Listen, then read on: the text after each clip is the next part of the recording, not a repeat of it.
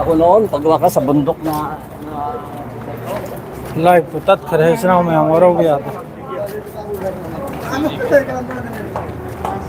Balon tat khare ni live. Ama kuy kasta sun. Karig no khang de. Ajay chung matol kar. Manipur ki chingjaw.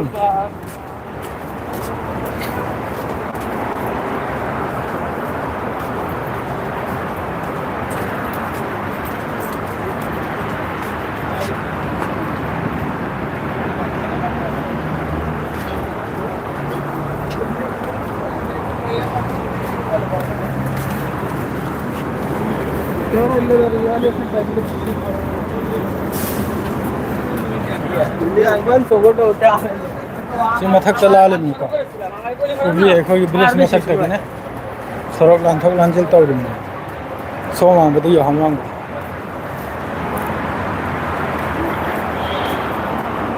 Isam bisi em to. Gari mein hum chen khre se mai utan karta hu ne. Mangsit kum ne chelim ne gari gura sa sida. Khajikta khudong thibda adum soiner mine sida Allah ko so nga ko so chen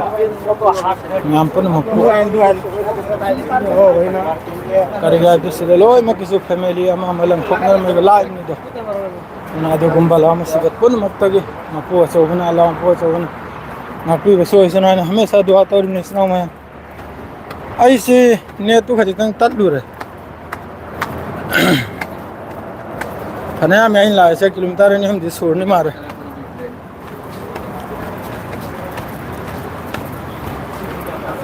कोई खाड़ तो थोंग रबरा दरे खंग दरे का। आई बुधाई तरह मखादा ले रहा हूँ तरह कोई और बताओ रे। लाइफ से मरकते तक दिन हुआ था।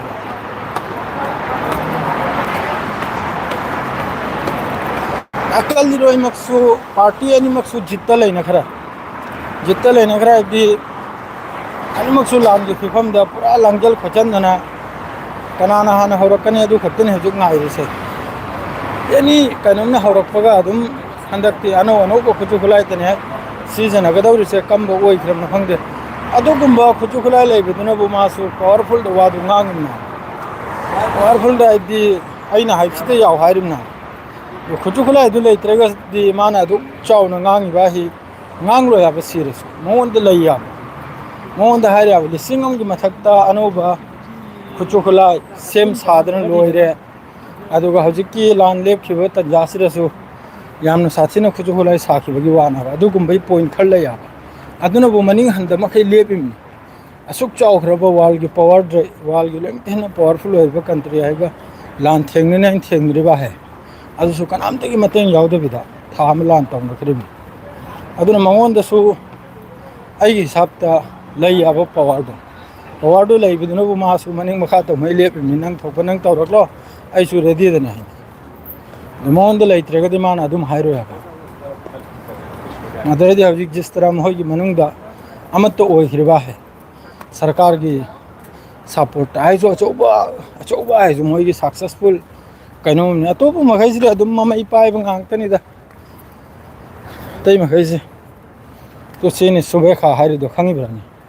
सिदनी मयांग मयाम लेरि दो इचनो मयाम सिदक्रा लमी हेबि याम नते सि मफम सिदने खै पांगल खल लेरगा फावबरा सारु याम नते अदोरसु सिदबुदि फुनु चैनबि याम नते अदोरसु मोहि मी तनाबा सिलाइ मेजलोन मोहि मिनी इरदना मरो लोलबे तनि सिदा रोल बतनी सिदग्रा फावरम ग्रा सारु याम नते पोप कदरने खो मतम चाना फाव साहाइबदो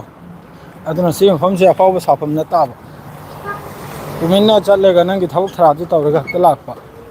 दुकान हगा जे लोइन मोहि की तनी तो दुकान गा की दुकान वगैरह हम की दुकान वगैरह एते की चेत फाव लोइन मोहि गिन अदुना से फम से दा लम हेंजल लो याम नते खाली बोलने का है जो गाडो जे आयु अखलदा करा यौरखरम न खंगदेने फोन जो तो होद्रे दोसानी मक लाइव से तत्खरनी दो अदना मयाम पुनमक दुआ तौबि सोयदमक के मतम करी होइनी अदुम वासदु हुंदो हुंजिन तौदना मोय बानकसु लैरि पार्टी अनिमकसु कम मतम कनाना थमजलकदर न कम मतम कनाना कापसलकदम असी खक्तनी गायरिसे अनिमक्किसु सेम साब लोइखरे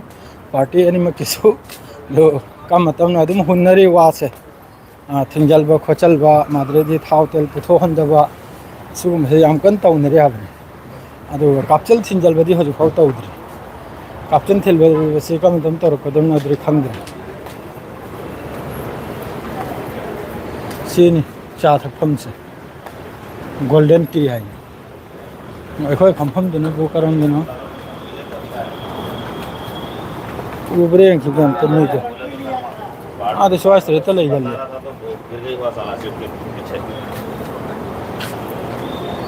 रम चखरम न लाख त्रिमार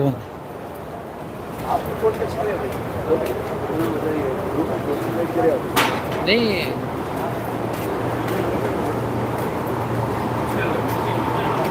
तब मैं स्वास्थ्य अदम लोइसल लगे लाइफ से मैं हमारो भी आदो आई फोन में तो तौखिगे या मदे ना दुला ब्राइन तंगी हाँ